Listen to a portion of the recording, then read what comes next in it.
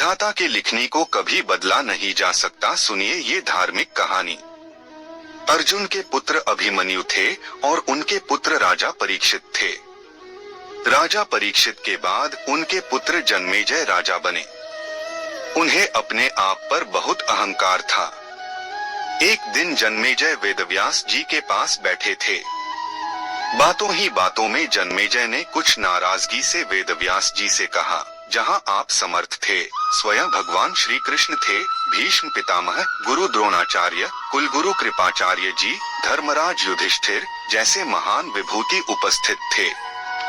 उसके पश्चात भी आप सब इतने बड़े महाभारत के युद्ध को होने से नहीं रोक पाए और देखते देखते अपार जनधन की हानि हो गई।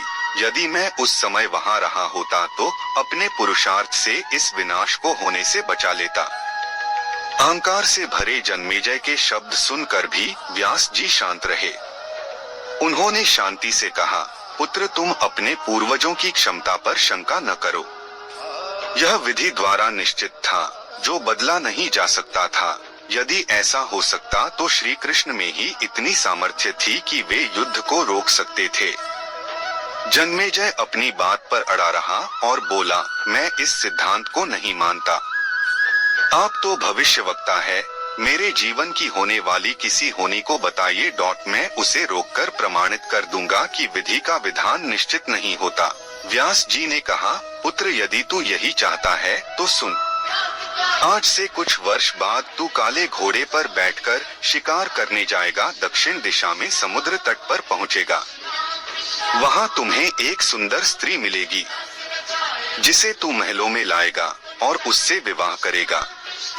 मैं तुमको मना करूंगा कि ये सब मत करना, लेकिन फिर भी तुम यह सब करोगे। इसके बाद उस स्त्री के कहने पर तू एक यज्ञ करेगा। मैं तुमको आज ही चेता कर रहा हूँ कि उस यज्ञ को तुम वृद्ध ब्राह्मणों से कराना, लेकिन वह यज्ञ तुम युवा ब्राह्मणों से कराओगे। और जन्मेजय ने हंसते हुए व्यास जी की बात काटते हुए कहा कि मैं आज के बाद काले घोड़े पर ही नहीं बैठूंगा, तो ये सब घटनाएं घटित ही नहीं होगी। व्यास जी ने कहा कि ये सब होगा और अभी आगे की सुन। उस यज्ञ में एक ऐसी घटना घटित होगी कि तुम उस रानी के कहने पर उन युवा ब्राह्मणों को प्राण दंड दोगे, जिससे तुझे ब्रह्मा हत्या का पाप लगेगा और तुझे कुष्ठ रोग होगा और वही तेरी मृत्यु का कारण बनेगा। इस घटनाक्रम को रोक सको तो रोक लो। वेदव्यास जी की बात सुनकर जन्मेजय ने एहतियात वश शिकार पर जाना ही छोड़ दिया। परंतु जब होनी का समय आया तो उसे शिकार पर जाने की बलवती इच्छा हुई। उसने सोचा कि काला घोड़ा नहीं लूंगा, पर उस दिन उसे अस्तबल में काला घोड़ा ही मिला।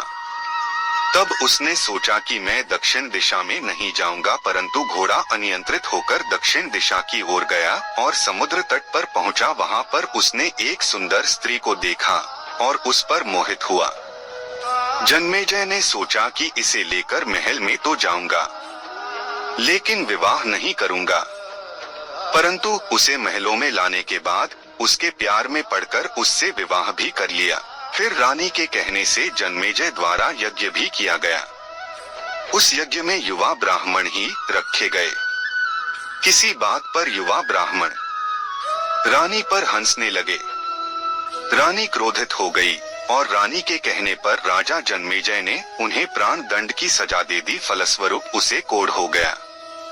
अब जन्मेजय घबरा गया और तुरंत व्यास जी के पास पहुंचा और उनसे जीवन बचाने के लिए प्रार्थना करने लगा। वेदव्यास जी ने कहा कि एक अंतिम अवसर तेरे प्राण बचाने का और देता हूँ। मैं तुझे महाभारत में हुई घटना का श्रवण कराऊंगा, जिसे तुझे श्रद्धा एवं विश्वास के साथ सुनना है। इससे तेरा कोढ़ मिटता जाएगा। परंतु यदि किसी भी प्रसंग पर तूने अविश्वास किया तो मैं महाभारत का प्रसंग रोक दूंगा और फिर मैं भी तेरा जीवन नहीं बचा पाऊंगा। याद रखना, अब तेरे पास यह अंतिम अवसर है। अब तक जन्मेजय को व्यास जी की बातों पर पूरा विश्वास हो चुका था, इसलिए वह पूरी श्रद्धा और विश्वास से कथा श्रवण करने लगा।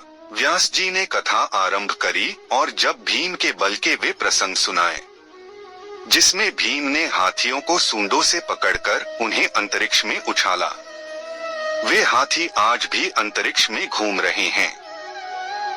तब जन्मेजय अपने आप को रोक नहीं पाया और बोल उठा कि ये कैसे संभव हो सकता है, मैं नहीं मानता। व्यास जी ने महाभारत का प्रसंग रोक दिया और कहा कि पुत्र, मैंने तुझे कितना समझाया कि अविश्वास मत करना, परंतु तुम अपने स्वभाव को नियंत्रित नहीं कर पाए, क्योंकि यह होनी द्वारा निश्चित था। फिर व्यास जी ने अपनी मंत्र शक्ति से आवाहन किया और वे हाथी पृथ्वी की आकर्षण शक्ति में आकर नीचे गिरने लगे। तब व्यास जी ने कहा, यह मेरी बात का प्रमाण है। जितनी मात्रा में जन्मेजय ने श्रद्धा विश्वास से कथा श्रवण की, उतनी मात्रा में वह उस कुष्ठ रोग से मुक्त हुआ, परंतु एक बिंदु रह गया और वही उसकी मृत्यु का कारण बना। पहले बनती है तकदीरें, फिर बनते हैं शरीर। कर्म हमारे हाथ में है, लेकिन उसका फल हमारे हाथों में नहीं है। गीता के 11वें अध्याय के 33वें श्लोक में श्री कृष्ण अर्जुन से कहते हैं, उठ खड़ा हो और अपने कार्य द्वारा यश प्राप्त कर।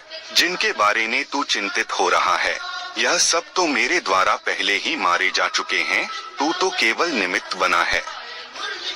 होनी को टाला नहीं जा सकता, लेकिन नेक कर्म व ईश्वर नाम जाप करने से उससे हानि कम होती है। तो ये थी हमारी आज की वीडियो। अगर आपको यह वीडियो अच्छी लगी तो इसे जरूर लाइक करें, चैनल को सब्सक्राइब करें, वीडियो को शेयर करें और कमेंट में जय श्री राम जरूर लिखें।